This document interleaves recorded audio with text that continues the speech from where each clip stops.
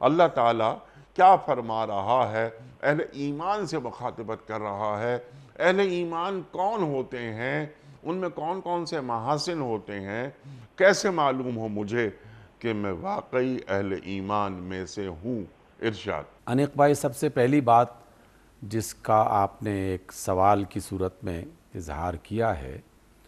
ہمارے معاشرے میں مسلسل دانستہ طور پر یا نادانستہ طور پر اس بات کو پہنچایا گیا کہ جو شخص کلمہ پڑھ لے تو بس اس کا چند کلمات کو اپنی زبان سے ادا کر لینا اسے مومن بنا دیتا ہے۔ اس کی وجہ سے کسی شخص نے اپنے بچپن میں یا کسی خاص موقع پر ایک بار کلمہ پڑھ لیا یا متعدد بار پڑھا،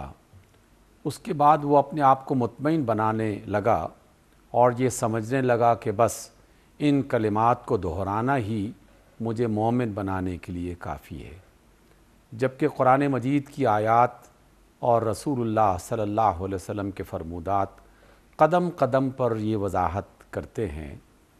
کہ ایمان کا پہلا حصہ تو یہی ہے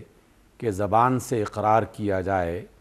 اور سننے والوں کو سنایا جائے، جاننے والوں کو بتایا جائے کہ میں اللہ تعالیٰ کو معبود مانتا ہوں اور بس اسی کو الہ مانتا ہوں، اور محمد صلی اللہ علیہ وسلم اللہ کے بندے اور اس کے رسول ہیں اور میں اس کی گواہی دیتا ہوں۔ یہ پہلا قدم ہے جس کی بنا پر گویا وہ دائرہ اسلام میں داخل ہو جاتا ہے، لیکن محض کسی دائرے میں داخل ہونے سے کام مکمل نہیں ہوتا۔ اس کام کی تکمیل کے لیے پھر ان تمام باتوں کو جاننا جو اللہ کی طرف سے بتائی گئی ہیں اور ان تمام سنتوں کے بارے میں اور احکام کے بارے میں یہ سیکھنا جو رسول اللہ صلی اللہ علیہ وسلم نے اپنی زبان سے یا اپنے کردار سے ہمیں بتائی ہیں، اور پھر اس کے مطابق اپنے آپ کو ڈھالنا اور وہ کام اختیار کرنا، اپنے کردار کا اسے حصہ بنانا،